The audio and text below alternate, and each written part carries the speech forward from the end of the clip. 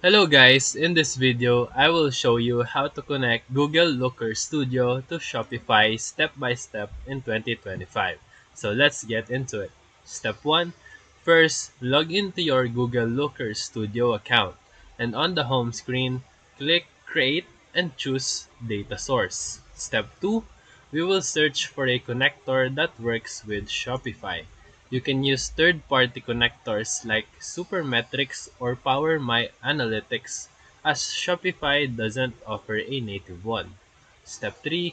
Click the Shopify connector and authorize access to your Shopify account using the store's URL and API credentials. Step 4. Once access is granted, choose the specific data you want to pull in, like orders, products, or customer info. Step 5.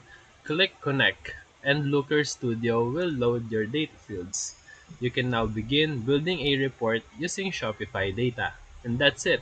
If this video helped you, feel free to like and subscribe for more quick tutorials, reviews, and comparison videos. Thank you for watching.